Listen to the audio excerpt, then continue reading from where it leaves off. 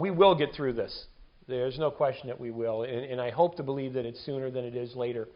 But your ability to survive this is going to be predicated on the things that you do right now. No one's going to save you. The bailout, which apparently as of 9:01 here on Friday morning, still isn't law, still hasn't been signed, is still, even if it is signed, is going to be likely weeks and or months away before anybody can take advantage of it. So, people, we're kind of on our own here. So hopefully you can take this take this to heart, make this thing move for you, and we can certainly get through this. So I think a message that we have to, that the essence of this particular session is going to be that you just can't sit by idly and wait for somebody to bail you out, wait for somebody else to do some things for you. You've got to. We've had sessions before in the past. I've written articles on the fact that no one's going to be here to rescue you, and this was before the coronavirus. So take heart with this special session, and we're going to be talking a lot about all the things that you can do, both action-wise as well as self-improvement in your home while you have the time. Sure. No, that's wonderful. That's very true. So let's get started with number one. Number one, you need a way to repeatedly tell your world that you're going to be back in business. Because this will end, and whatever the end looks like and whenever the end comes, and whether we're allowed to go back or work to go as normal, you're going to need a way to communicate to your people. Because it was interesting, as you listen to all the talking heads and everybody has an opinion, and I was listening to a television broadcast, and they said, well, what will it look like? Is it going to be like, the government say, okay, all clear, everybody go back to work, go back to school, everything's fine, we're get done. No. What he said was it's likely going to look like this. We're going to say it's okay for you to slowly restart, right? You have to make your own decision of what slowly restart looks like. Obviously, you're not going to have a full staff, whatever that's going to be. But it's going to be incumbent upon you to share that with your world. How are they going to know what your slow start looks like? And that's why in this one, I use the words repeatedly and world. You need a way to repeatedly communicate. And by the way, this is on every platform. So some people think that if I put something on social media, my entire world knows that. Rarely is that the case.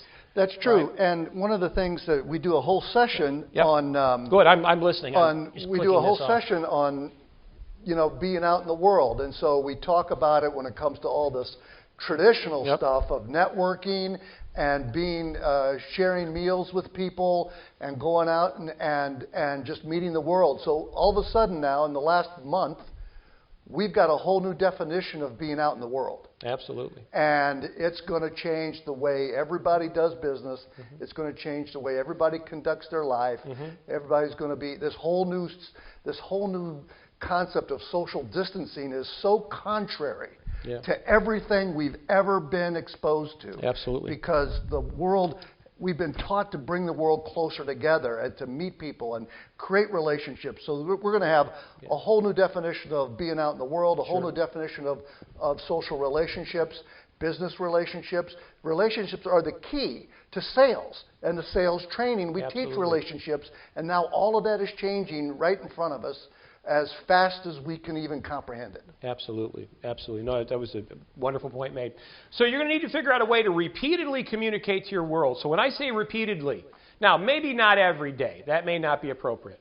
But maybe one day you would do an e-blast. The second day you would do something on Twitter. The third day you might do something on Instagram. The fourth day you might do something on Facebook. And the fifth day on LinkedIn. The idea is it's going to be rolling. And I use the word world because it isn't just your clients. Right? Certainly you need to communicate to them that you're open for business. But you have a whole universe of people that you're connected with that are in your world that also need to know that you're going to be going. So if you're a restaurant and you have suppliers, how are you going to let the guy that you buy coffee from, right, let you know you're back in business and are likely going to need coffee? I guess you could call everybody, but it's probably going to be easier when you put out the flag and say, look, we're back in business, and share what that means. Could be limited hours, could be limited staff, could be limited menu, could be limited offering, whatever it is. You need to do it, but you need to do it now. So when the trigger is pulled, you're ready.